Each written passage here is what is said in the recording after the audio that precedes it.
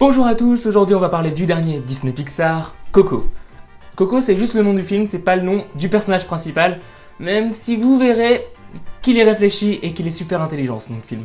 Comme je vous l'avais dit dans la vidéo sur Halloween, c'est l'histoire de Miguel qui part retrouver ses ancêtres dans le monde des morts et qui va découvrir un nouveau monde qu'il ne connaissait pas, qu'il pensait seulement imaginaire et dans les contes.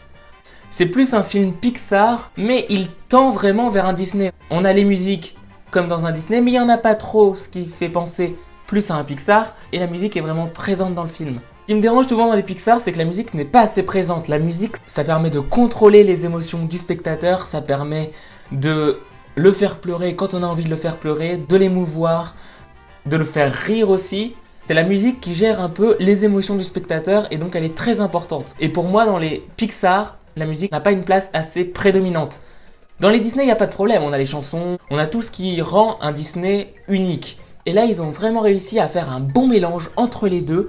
On n'a pas trop de chansons, on a des chansons qui sont vraiment émouvantes, on a des chansons festives.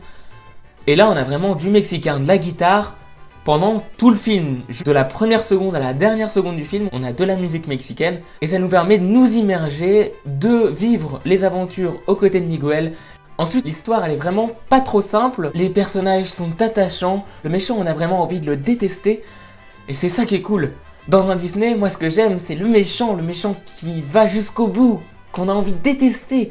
Il y a des quiproquos, il y a des twists dans l'histoire. L'histoire fait un peu peur pour les enfants, les personnes autour de moi avaient des enfants de 5-7 ans, et à la fin elles étaient un peu en pleurs. Peut-être parce que être avec des squelettes pendant 2 heures, c'est pas ce qu'il y a de plus commun.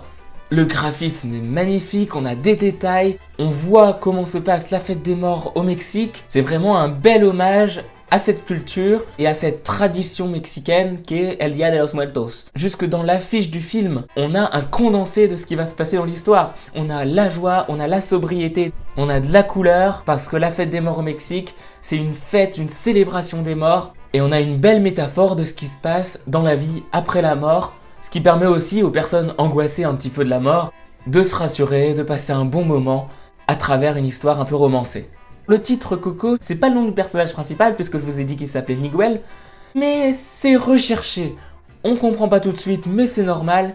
Et à la fin, on se dit waouh, l'histoire est belle, ils ont cherché le nom qui est un peu le fil conducteur de toutes les histoires qui vont se passer autour. Et dans ce film, il y a aussi une belle morale qui est de ne jamais renoncer à ses rêves, de continuer à faire ce qui nous fait rêver et ce qui nous passionne, quoi que les gens disent, parce que c'est ça qui nous rendra heureux avec notre famille. Disney, c'est parfaitement rendre hommage à une culture. Par exemple, quand j'avais été voir Vaiana, ensuite j'avais regardé les commentaires sur internet et il y avait des gens de Polynésie qui saluaient le travail de Disney. Ils disaient qu'ils avaient parfaitement su retranscrire leurs coutumes, leurs mythes, et que c'était un vibrant hommage qu'ils leur avaient fait, faire découvrir leur culture au reste du monde, et qu'ils en étaient très fiers. Là, j'ai l'impression qu'ils ont un peu fait la même chose avec Coco. C'est-à-dire qu'ils ont mis en avant cette culture, El Día de los Muertos, ils l'ont transformée en la respectant pour faire découvrir au monde ce qu'est cette fête mexicaine chaque année qui rend hommage à leur mort.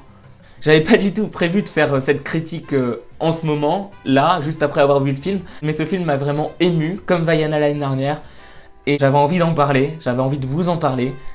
Voilà, cette vidéo est maintenant terminée, j'espère qu'elle vous aura plu.